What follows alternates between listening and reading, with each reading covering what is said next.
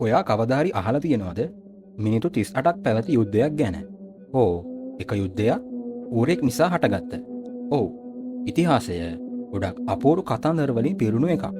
අද අපි හොයා බලමු ඉතිහාසයේ යුදවැදි පුදුමාකාර යුද්ධයන් ගැන. ඉතින් වෙනද වගේම අදත් ලෑස්ති වෙන්න, විශ්මයටපත් වෙන්න, hina වෙන්න සහ දෙනුමට යමක් එකතු කරගන්න. අංක 1. ඌරු යුද්ධය 1859. 1859 දී යුද්ධයක් හටගත්තා. ඇමරිකා එක්සත් ජනපදයේ සහ බ්‍රිතාන්‍ය අතර ඌරෙක් නිසා. සෙන්ජුවන් දූපතේ ඇමරිකාව ගොවියෙක් ඔහුගේ අලවගාව විනාශ කරන නිසා බ්‍රිතාන්‍ය මිනිසෙක්ගේ ඌරෙක්ට වෙඩි තියලා තියෙනවා. දෙපාර්ශවයම කෝපයටපත් වුණ නිසා මේ විසඳන්න සෙබළුන් පවා ආවා. වාසනාවට කිසි කෙනෙකුට වෙඩි තිබ්බේ නැහැ සහ මේ යුද්ධය සාමකාමීව අවසන් වුණා. ඌරා විතරක් මරණයටපත් වෙලා. අංක 2.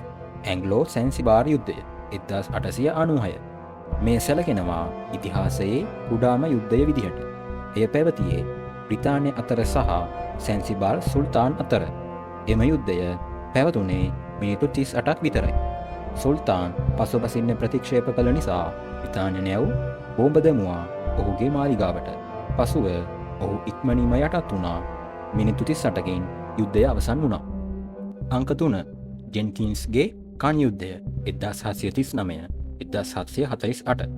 බ්‍රිතාන්‍ය සහ ඉස්පාඤ්ඤ අතර මෙම යුද්ධය පටන් ගත්තේ බ්‍රිතාන්‍ය කපිතාන්වරයෙක් වුණ ජෙන්කින්ස්ගේ කන ඉස්පාඤ්ඤ සෙබළෙක් කපා දැමුවා යැයි කීමෙන් පස්සේ ඔහු පෙන්වුවා ඔහුගේ කන භාජනයක දාලා බ්‍රිතාන්‍ය පාර්ලිමේන්තුවට. එය යුද්ධයක් පටන් ගැනීමට බ්‍රිතාන්‍යයට ප්‍රමාණවත් දෙයක් වුණා. ඔව්, යුද්ධයක් පටන් ගත්තා භාජනයක තිබුණු කනක් නිසා. අංක 4. ප්‍රංශයට එරෙහි ලිජාර් යුද්ධය 1883. ඉස්පාඤ්ඤේ ලිජාර් කියන කුඩා නගරය 1883 දී ප්‍රංශයට යුද්ධ ප්‍රකාශ කළා. ඇයි? මොකද ඉස්පාඤ්ඤ මිනිසුන්ට දඩුවම් දීලා තියෙනවා කවුරුන් හෝ පැරිසියේ ඔවුන්ගේ රජතුමාට බිත්තර වලින් ගැව්වයින් පස්සේ. මේ නගරය ප්‍රංශය සමග අවුරුදු 93ක් තිස්සේ යුද්ධයක නිරත වෙලා තියෙනවා. හැබැයි කිසිම සටනක් නැතිව අවසානයේ 1981 දී රටවල් දෙකම සමාදාන වුණා. අංක 5. හිමියෝ යුද්ධය 1932. මේක විහිළු සහගත වගේම සැබෑවටම සිද්ධ වුණ එකක්. ඔස්ට්‍රේලියාව හිමියෝ කියන විශාල පියාසර කරන්න බැරි කුරුල්ලාට යුද්ධ ප්‍රකාශ කළා. මේ කුරුල්ලා තෙරිඟු වගාවන් විනාශ කරමින් හිටියා. මැෂින් තුවක්කු සමග හමුදාව එවලා තියෙනවා මුන්ව මරා දමන්න. හැබැයි ඉමියුලා මරා දමන්න කලින් පලා ගිහිලා තියෙනවා. අවසානයේ මේ කුරුල්ලෝ ජයග්‍රහණය කළා. ඔව්, මිනිසුන් ඉමියුලත් එක්ක කරපු යුද්ධය මේ විදියට පරාජය වුණා. අංක 6. ඕකන් බාල්දිය යුද්ධය 1325. මොඩේනා සහ බොලොග්නා කියන ඉතාලි නගර දෙක එකිනෙකට යුද්ධ කළා. මොකද මොඩේනා බොලොග්නා නගරයේ ලිඳෙන් ලී බාල්දියක් සොරාගෙන තිබුණු නිසා. මේ යුද්ධය අවුරුදු ගණනක් පැවතුණා. දහස් ගණනක් මැරුණා.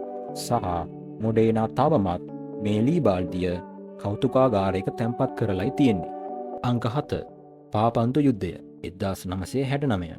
මේ යුද්ධය පැවතුනේ එල් සැල්වදෝරය සහ හොන්ඩුරාස් අතර.